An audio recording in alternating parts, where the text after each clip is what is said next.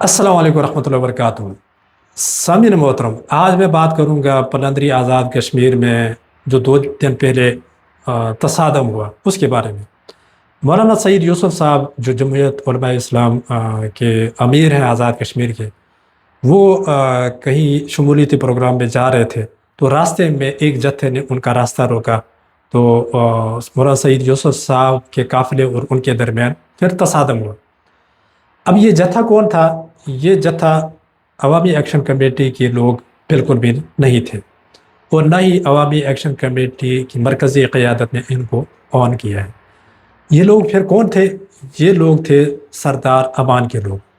सरदार अमान मतनाज़ शख्सियत है जिसको अवामी एक्शन कमेटी ने अपने स्टेज पर तकरीर करने की इजाज़त नहीं दी।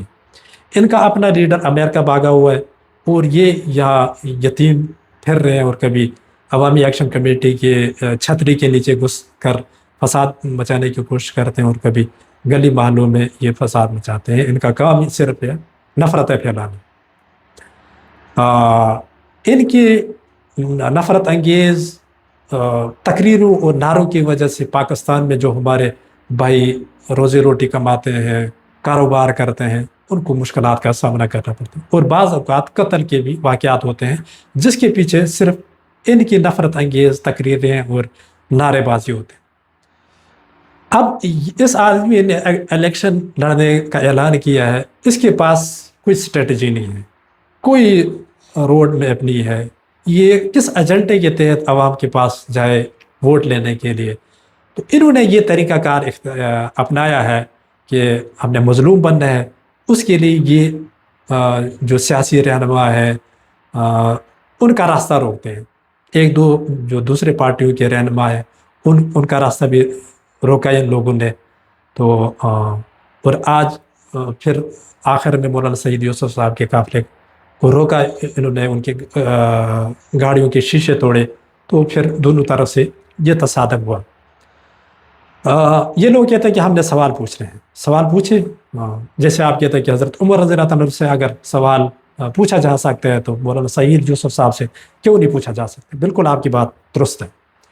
हज़रत उमर रज़ी अल्लाह अन्हु से अगर सवाल पूछा जा सकता है, मौलाना सईद यूसुफ साहब से भी सवाल पूछा जा सकता है, इसमें हम एग्री हैं, इत्फाक है। लेकिन आप सवाल उस तरीके से पूछे हैं कि पता चले कि आप किसी महज़्ज़ब माशरे से निकल कर आए, जंगल से निकल कर नहीं आए। हर चीज़ के आदाब होते हैं, हर चीज़ के का तरीक़ाकार होते हैं। ये क्या बात हुई कि आप कहीं भी खड़े हो जाएं, रोड बना करें, और क्यों हमने सवाल करना है?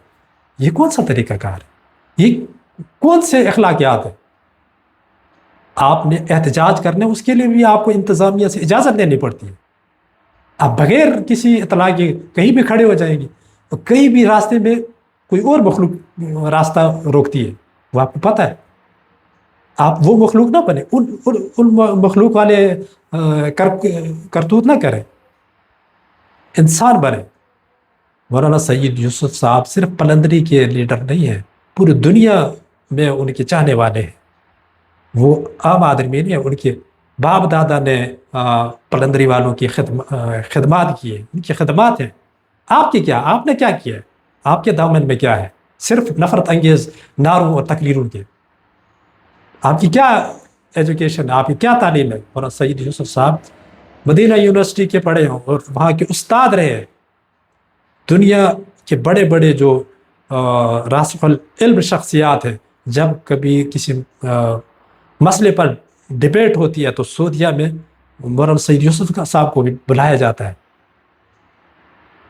तो आप अलैहिस्सलाम का फरमान भी है, अनज़िलुन्नास मनाज़िलहुम, लोगों को उनके मर्तबे के मुताबिक आप बर्ताव करें। हर एक को आप एक ही छड़ी से ना आगे। आपने सवाल करना था, आप मौलाना सईद यूसुफ साहब से वक़्त लेते। वो जहाँ शमूलियती प्रोग्राम में जा रहे थे, वो चंद ही फासले पर था। आप वहाँ जाते, टाइम लेते, बैठ के बात करते, महज़ब तरीके से बात करते। ये क्या बात हुई कि आप कचहरियों में खड़े हो जाएं, आप दरमियान रोड में खड़े हो जाएं कि हमने बात करनी है? आप अपने वालिद साहब को बाज़ार में खड़े करके کھڑے کریں گے، کہیں گے کہ ہم نے آپ سے بات کرنی ہے، تو آپ کا والد بھی آپ کو وہ چپیڑے مارے گا تو آپ یاد رکھیں گے. تو باقی کیا ہے، یہ کوئی طریقہ کار ہے. تو اس لیے یہ لوگ، ان کے پاس نہ یہ لوگ پڑھے لکھے ہیں اور نہ ان کے پاس کوئی اسٹریٹجی ہے، اور چند نعروں کے یہی دنگا فساد کر کے، گلی محلوں میں دنگا فساد کر کر کر کے یہاں تک پہنچے، مشہور ہوئے ہیں. جوان طبقہ وہ ویسے بھی تھوڑا ان کو جذباتی نعرے چاہیے، جذباتی چیزیں، انہوں نے اتنے ڈیپلی چیزوں کو دیکھنا نہیں ہوتا ہے، بس چل پڑتے ہیں. وہ تو ویسے بھی یہ مشہور ہے کہ پاکستان میں اگر کوئی کھوتا بھی کھڑا ہو جائے اس کے پیچھے بھی لوگ چلنے شروع ہو جائیں گے. تو اس لیے اگر آپ نظام کی بہتری کی بات کریں تو اچھے لوگوں کو اس سسٹم میں لے آئیں. آپ اچھے لوگوں کو سسٹم میں نہیں لائیں گے تو آپ کتنے بھی آپ کہیں کہ یہ نظام ٹھیک نہیں ہوتا، نظام ٹھیک نہیں.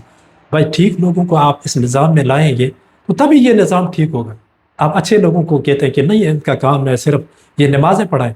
حضرت عمر رضی اللہ عنہ نے 22 لاکھ مربع میل پہ حکومت کی ہے. حضرت سلیمان علیہ السلام نے پوری دنیا پہ حکومت کی ہے، جن و انس پہ حکومت کی ہے. تو جب علماء کرام اقتدار کے سیٹ اپ میں نہیں آئیں گے تو یہ کیسے یہ نظام ٹھیک ہوگا؟ یہ چند نعرے مارنے والے لوگ اس نظام کو ٹھیک کر سکتے ہیں؟ کبھی بھی نہیں. اس لیے حقائق جاننے کی کوشش کریں.